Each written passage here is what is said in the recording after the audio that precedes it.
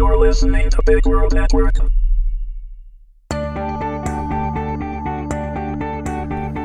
Accidental Passion, Episode 6, Two of a Kind, read by Meagan Hedin.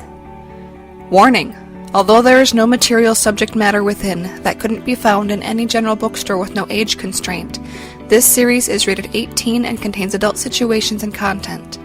It is intended for mature audiences only and should not be read if you are uncomfortable with graphic sexual intimacy. Kevin was horny after spending the last few days in a hotel room while attending the dental trade show.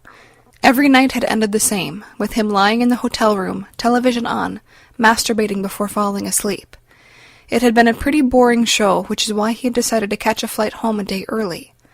But he really didn't want to go home, so while the regional jet taxied into the gate at Detroit International Airport, he had texted Scott to see if he wanted to meet for drinks. Almost immediately, Scott had texted back, and they had decided to connect at one of the nicer hotel bars near the airport. Picking up his Porsche in the airport parking garage, Kevin drove the short distance to the hotel parking lot. He always loved driving after returning from a trip. After spending time out of his element in a different location, sitting behind the wheel of his car always gave him a sense of comfort and familiarity, and being in control of his surroundings again. He found a parking space several rows deep from the main hotel entrance and climbed out of his seat, shutting the driver's door carefully. The sun was already setting, and the pink sky framed a larger jet flying directly over his head, departing the airport as he pressed the lock button on his keychain. Walking into the large and elegant lobby to get to the bar, a thought popped into Kevin's head. Why did he need to go home tonight? He wasn't due back until tomorrow, and as far as he knew, no one was home anyway.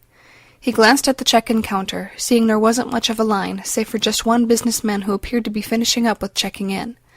This way he could enjoy himself, drink as much as he wanted without having to worry about driving, and relax. Without a further thought, he made a beeline for the check-in desk. As he waited for the young man to check him in, whose frosted-tipped hair and feminine mannerisms obviously gave away that he was gay, Kevin could feel a bit of excitement, as if he was doing something sneaky or wrong, which made him feel even hornier. There was just something about staying in a hotel room so close to home. That's what people did when they were having affairs. He briefly thought about the potential for a woman spending the night with him, even though he knew he would end up alone in the room. The desk clerk handed Kevin an envelope with his keycard, gave him instructions to his room, and smiled warmly at him. Kevin thanked him and headed off to the bar, sticking the envelope in the front pocket of his dress slacks.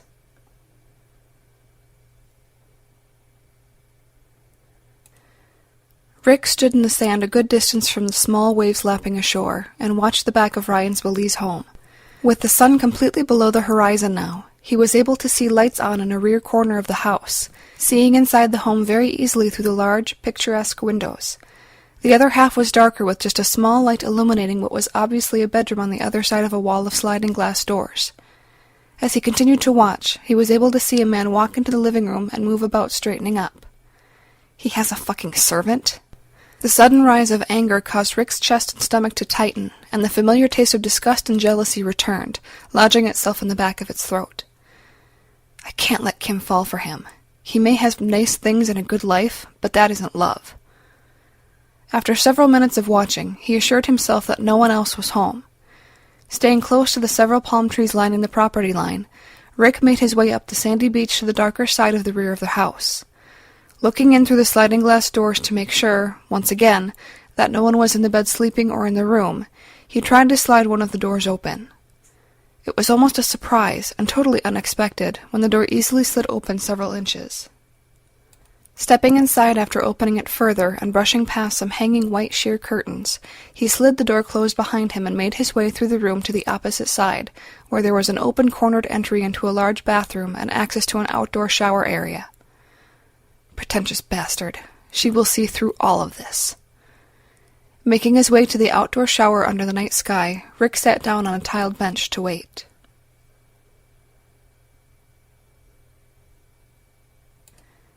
Kevin had already made it through half of his drink by the time Scott arrived, and spotted him sitting at a small table with several high-backed leather chairs around it.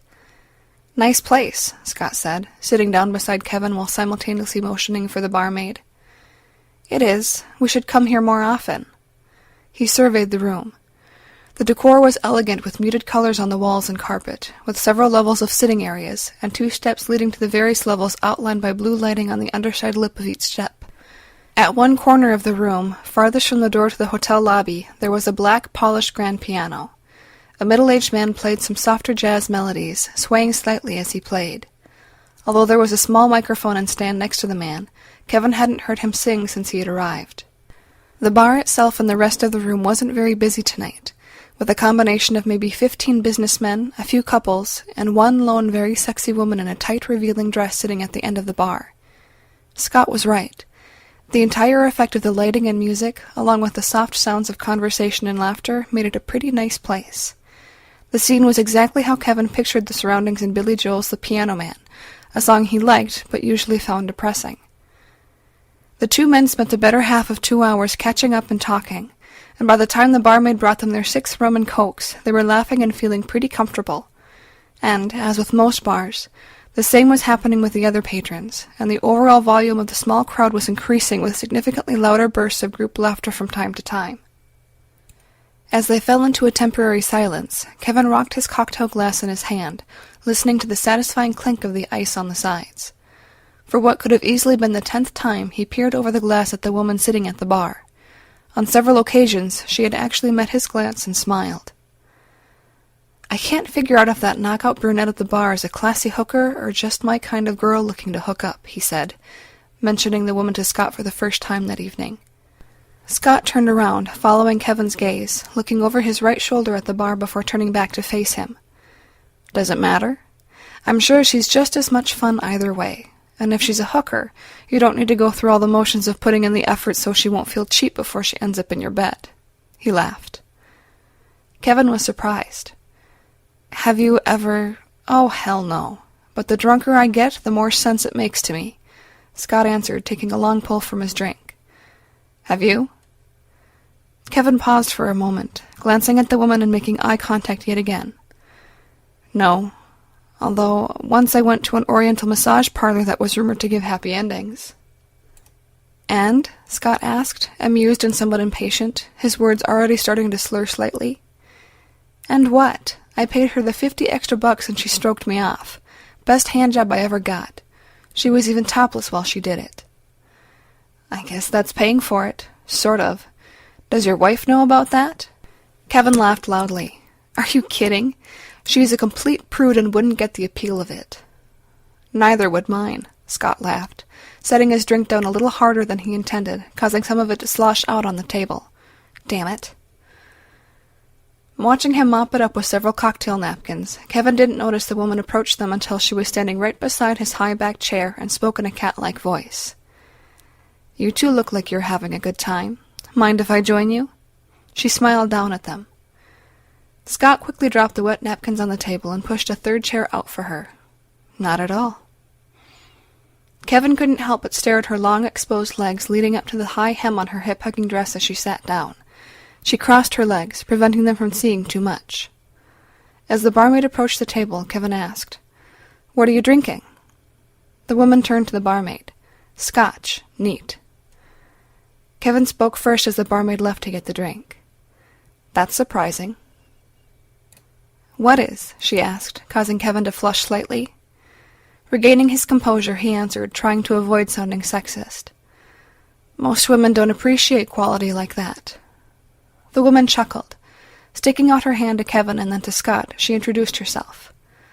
"I'm Sandy." Kevin, for some reason, just assumed that wasn't really her name, but he didn't much care, the rum and coke having left him feeling quite good and happy. "I'm Kevin, and this is Scott." She smiled at them, stretching her back slightly, causing her breasts, barely covered by the dress, to protrude out towards them even more. "I thought you could use some company, you both looking so cute sitting over here. I couldn't help but come over and visit." The barmaid returned with a glass filled with just scotch and no ice, and sat it down in front of Sandy before retreating. "We're glad to have the company, especially with someone as beautiful as yourself," Kevin said, lightly reaching up to touch Sandy's arm playfully. "What do you do?" She smiled the softest, sexiest, alluring smile Kevin had ever seen. "I entertain." Scott looked over at Kevin. I guess that answers that question. Then he turned towards Sandy and asked, uninhibited from the rum, So what does your entertainment cost? Kevin almost spilled his drink as he lifted it off the table. He couldn't believe Scott was actually asking her. He can't actually be considering it, can he? He felt himself growing hard almost immediately at the thought. This is crazy.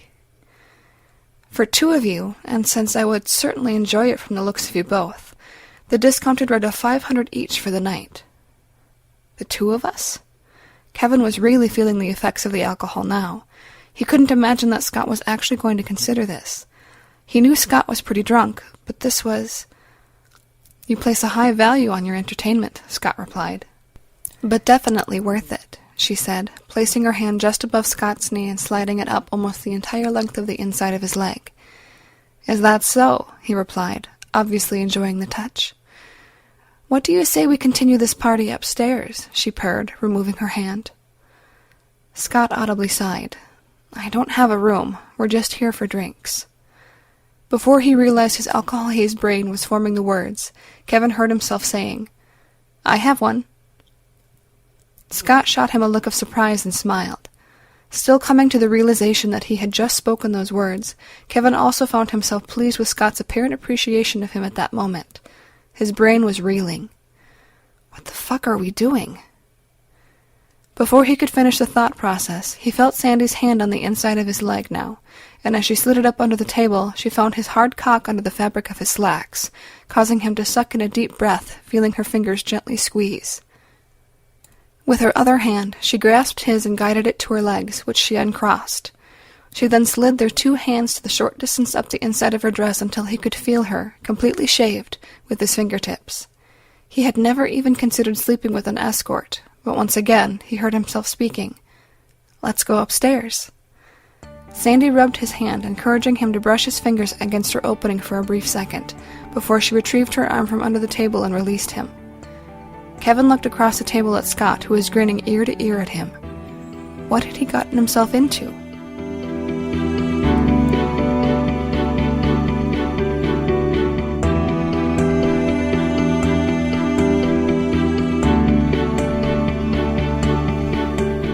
This has been a presentation of Big World Network. Visit us on bigworldnetwork.com for more free weekly series, or follow us on Facebook and Twitter. Thanks for listening.